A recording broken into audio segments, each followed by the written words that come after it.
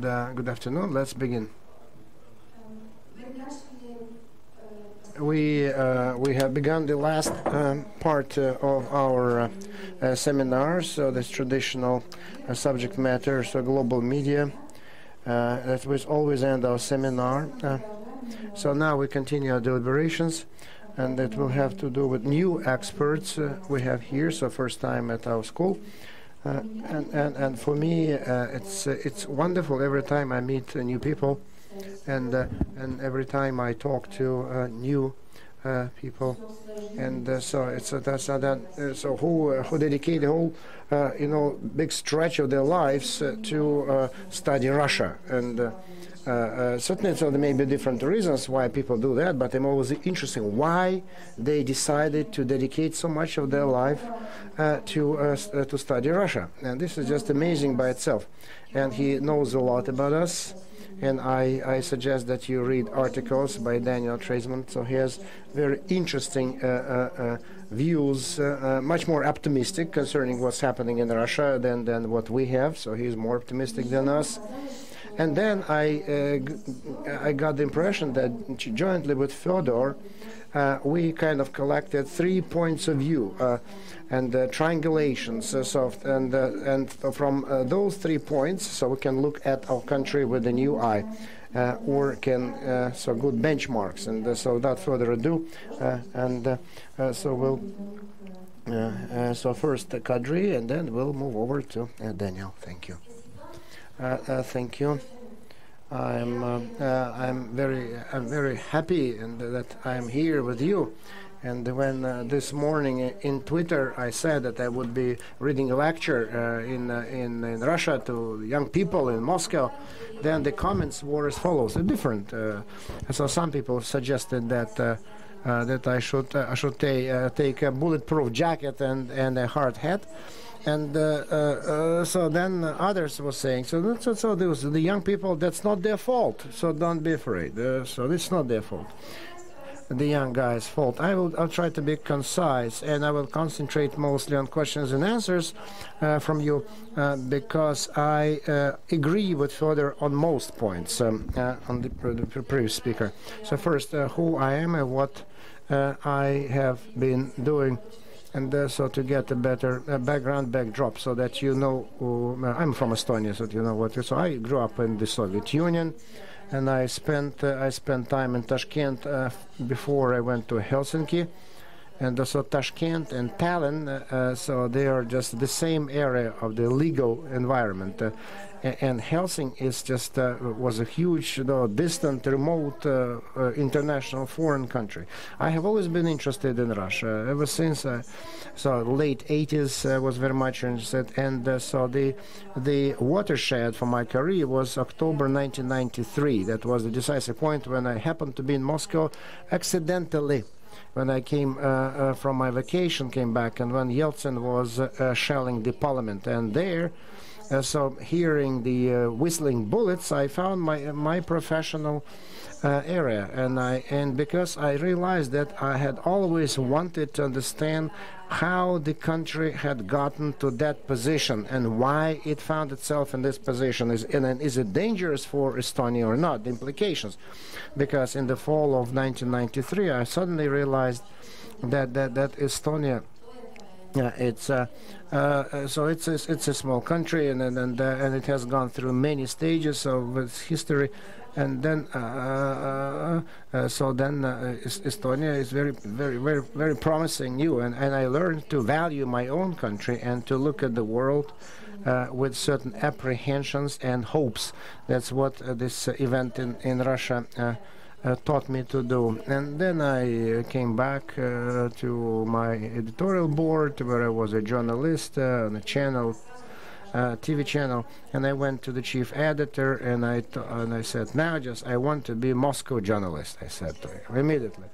And in 2 years' time, 2 years later, I came to Moscow again. I was so at first no one took me seriously, and I lived in Moscow for 6 years, and I worked as a journalist for Estonian papers and for information agencies.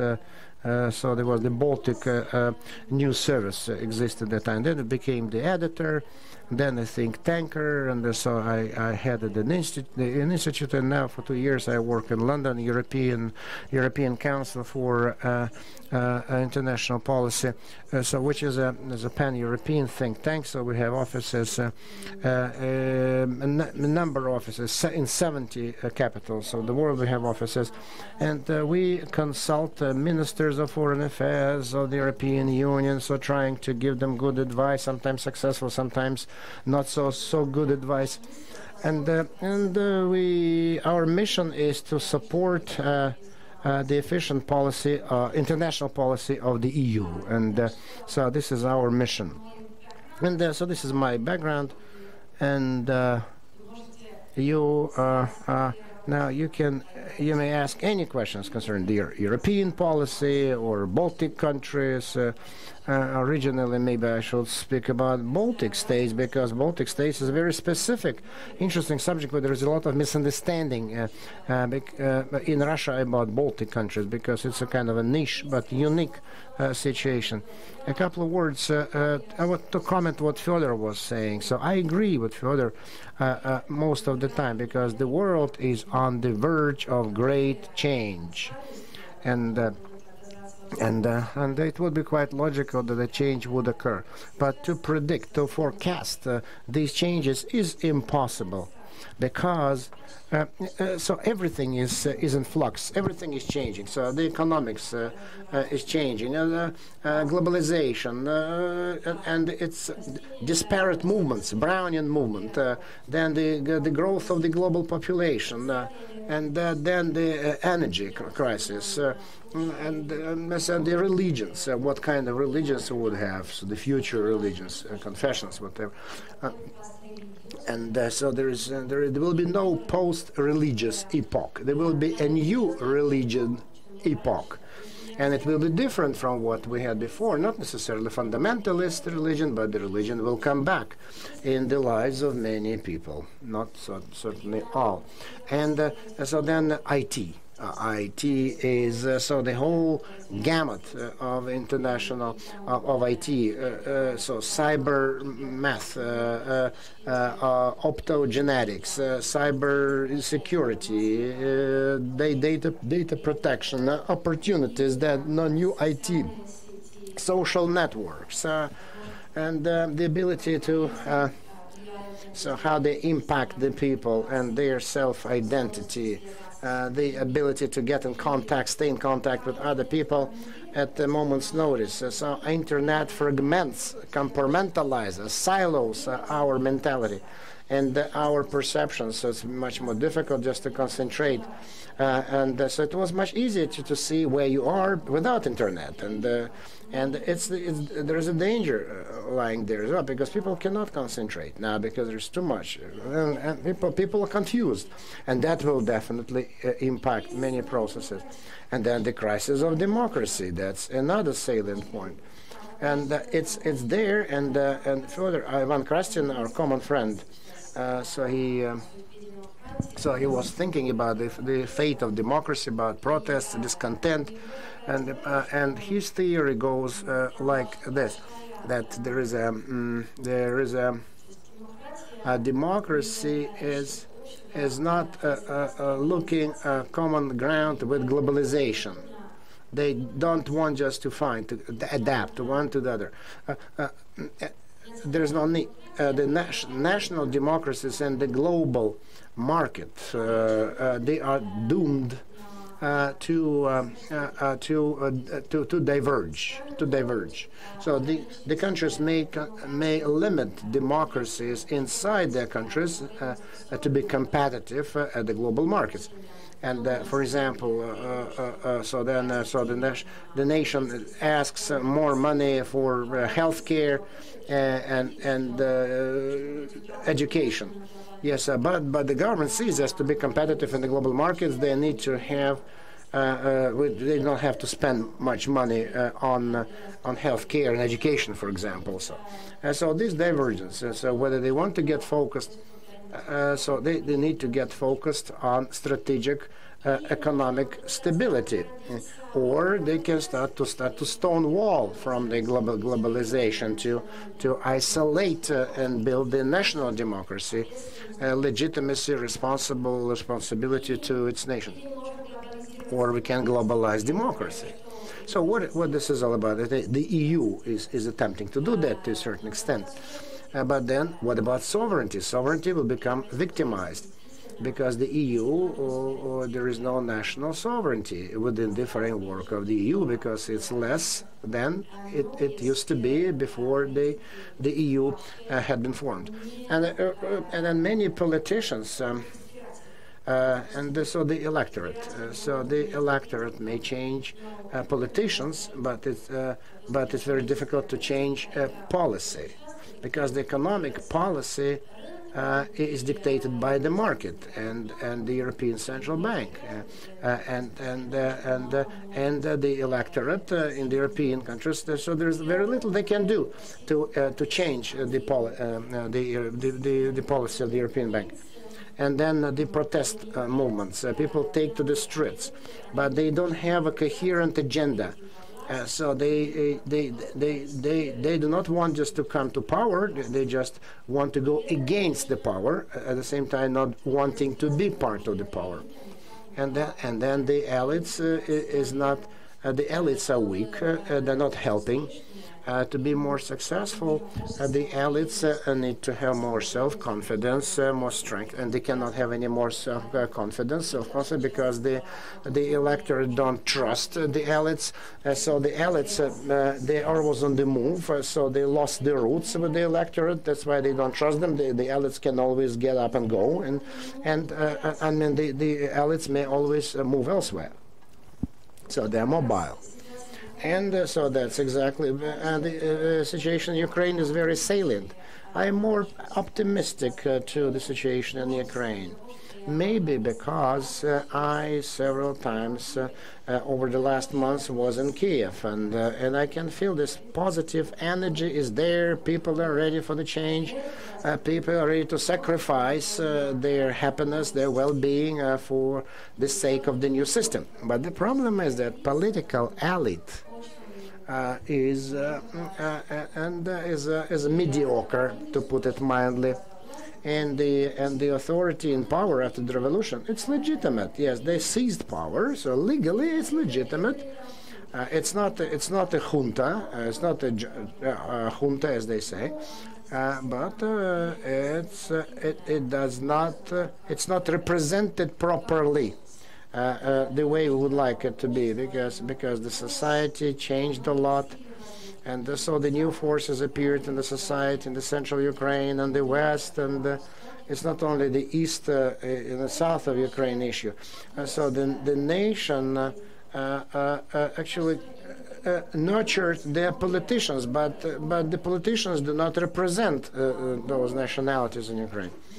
So whether they can do that or not, or it's a tall order for them, we don't know. But many say that with the help of non-governmental organizations, will be controlling the government. And so they're capable of doing that to up to a point, because the organization so outside the government is quite high, a good level. So then they held Maidan in control with the help of self-organization. But to control the state, it's absurd. It's impossible because people who know what to do, they need to be in the parliament, in the ministries, in the agencies, in the government, if they know what to do. And but to have incompetent public officials who nobody trusts and control them with the help of NGOs and civil activities, this is not an efficient way to do that of state control. And but otherwise, in Ukraine, I think that the birth of a political nation occurred, and so this chaos that we can see in many parts of the country may be actually creative chaos.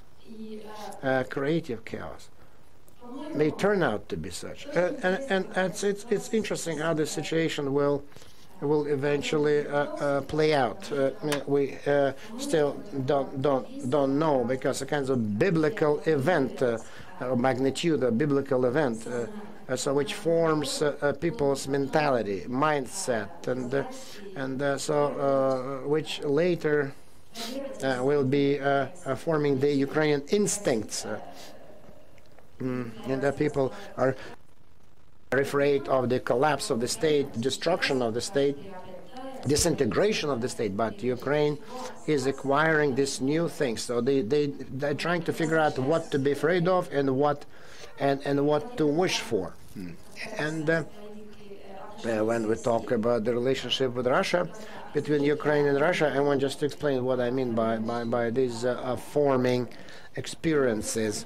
So sometimes I look at Finland and Estonia, and I think that our comprehension of Russia is exactly the same. The way we perceive Russia is the same. Estonia and Finland look at Russia as an opportunity and as a threat. And as a threat, because it's both. It's one and the other. But the behavior until recently was completely different. So the Finns were very apprehensive, very circumspect in their pronouncements, but the Estonians were very critical, very open, very boisterous in their pronouncements. And it's because of the historic experience. Because in Finland they think that the censorship helped to keep the independence of the country during the Cold War, and that is why they believe in it. But in Estonia tried to cooperate, and it had some self-censure at the end of the 30s, and they signed an agreement with Russia in 1939. And it all ended up in a catastrophe, as the way Estonia sees it. But the independence came only after Perestroika, when everyone started to talk, to say what they think. And the Estonian politicians, they're children of Perestroika. And so now, and they want to talk. They want to voice their concerns. It's not that bad and critical, but just they think that so you need to voice their concerns. You want to be sincere and open, and that's the key to success. And I think that in Ukraine, people are, so their experiences are being formed, taking shape, and is irrational or irrational, but that's what we have now. It's being born, these new attitudes, new approaches, and this is very important what's happening right now. But if it doesn't turn out good, if the oligarchy is coming back, so which will end up in the new Maidan just 10 years later, then certainly that's just too bad. And after that, what kind of state we will wind up with in Ukraine, I have no idea, but it will not be very, I'm not really optimistic about that anymore. So that was kind of everything at the same time I was talking about now. So let's open the floor, because what is it that you're interested in? Ask away. And so because I turned out to be the facilitator, the mediator. So let's ask a few questions to Kadri, and then we'll give the floor to Daniel. Because he will talk about a similar subject, but kind of parallel subject, but different one. And so let's do that. So a couple of questions, and then we move over to. Thank you, Artyom Filatov, St. Petersburg. By my profession, I work on a broadcasting station. So the Baltic region I work. Yes, I remember 2 years ago in 2012, at the Council of Ministers of the Northern countries, so that they spoke about NATO. At that time, Finland wanted to be neutral. And the last couple of months, the Finnish society changed about that, and so more than half they want to become a NATO member. So they think that this Nordic neutrality, will it remain, or NATO will expand further in the Nordic countries, and the Estonian other Baltic countries experience suggests will be done because you are NATO members already. I don't know whether they will keep neutrality or not, and I think that the Baltic countries experience is a little bit different because the Baltic countries, like Finland, so they could not protect themselves against Russia, never. Or against many other countries. They were defenseless. But in Finland, so they have good armed forces, capable, and Finland is quite different. It is capable of protecting itself. And now,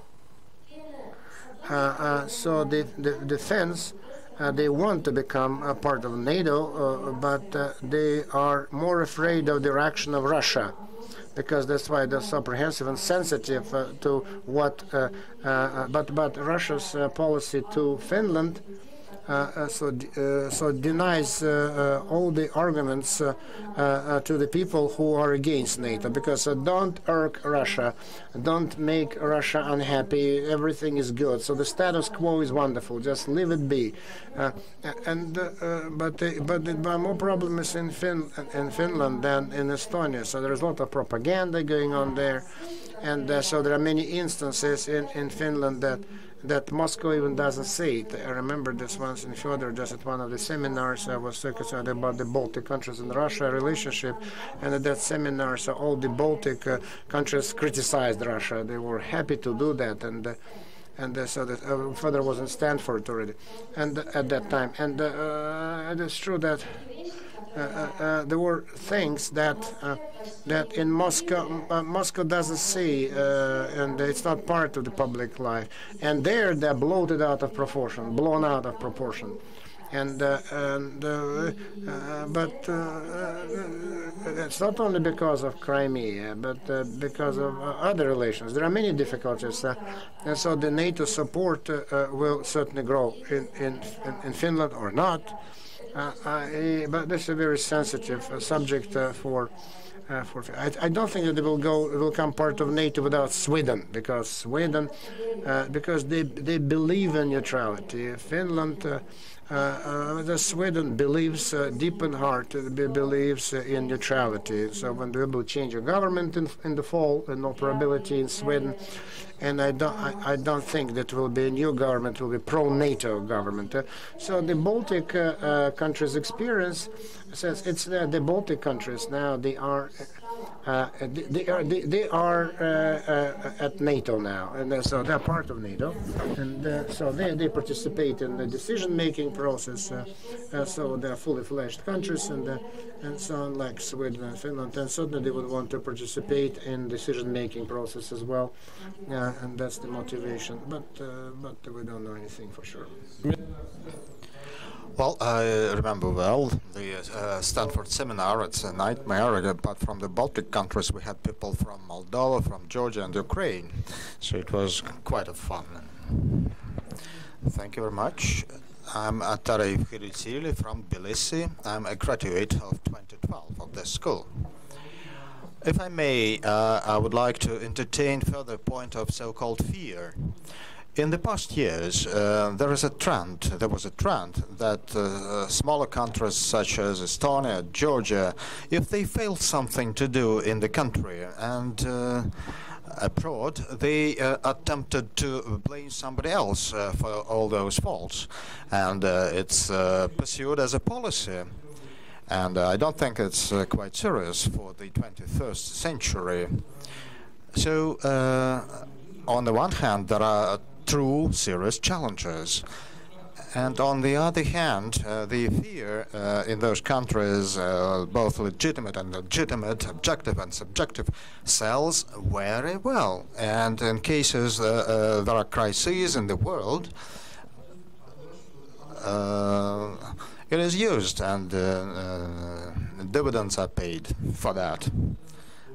So I think that we need to look carefully into that particular aspect, since it's not only a single country that is to blame for everything that's happening in many places and in Ukraine. Now, the situation is such that there is only one country that is blamed for the crisis in Ukraine. I don't think it's the right approach, and we should be more responsible about our approaches, since the policy of fear and tension will not lead to any positive outcome. So I think that's something that we should really consider quite carefully. I think objectively there is a fear deriving from the historical experience. Today is the anniversary of the deportation of the peoples from the Baltic countries, 10,000 from Estonia, 15,000 from Latvia, and it was a small deportation compared with that of 1949. And those people who lived in exile, they're still alive. My mother was in exile, lived in exile, so that exists. And, sometimes it's Russia that misinterprets those feelings. They believe that the Baltic countries and all small neighbors of Russia try to inflate their problems with Russia to attract global attention. I don't think it is the case. On the contrary, in the European Union, Baltic countries always felt like, or always hated to act along the Russophobia lines, and so they didn't want, or do not want to be the countries to sound only critically about Russia. In this sense, Estonia was lucky in 2007 when there was the bronze soldier statue crisis, and Estonia was attacked in the cyber field. We improved our defenses, and Estonia turned into a cyber advanced country. And to a larger degree, the point that you are a victim of two cyber attacks does not automatically make you an expert in cyber environment, but really we made that effort and we became one. So it's quite a successful area now where we develop, and everything that's related to new technologies. It's not only about cyber terrorism or cyber attacks, and Skype was invented in Estonia, and TransferWise, the very popular firm of wire transfers, is operating in Estonia. And I was told that in the Silicon Valley, if you come there and produce an Estonian passport, you have very good opportunities for employment.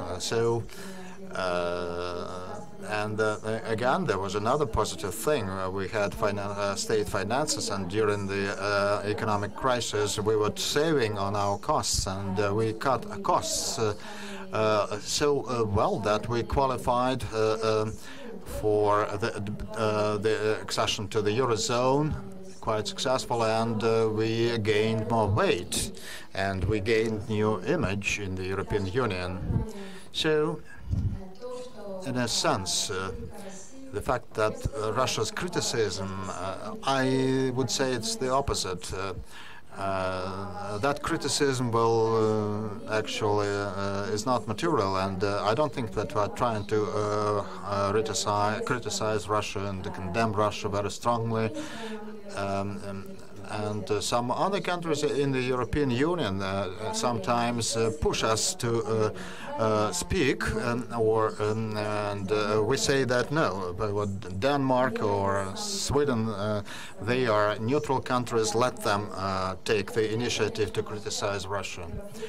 But now, by and large, the European Union and the positions of the countries have been reconciled, and they have become closer, so their views on the Russian position and Russia's behavior are quite similar.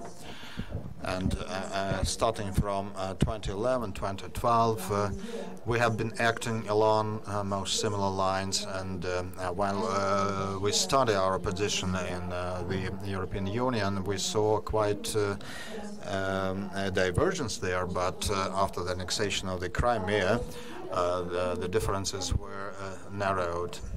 But no country in the European Union has a good recipe for the solution. Dear colleagues, sorry, but time flies. Daniel made a very long journey, taking a connection to get to Moscow. And I think we will have some more time after Daniel's remarks for the discussion. So, Daniel,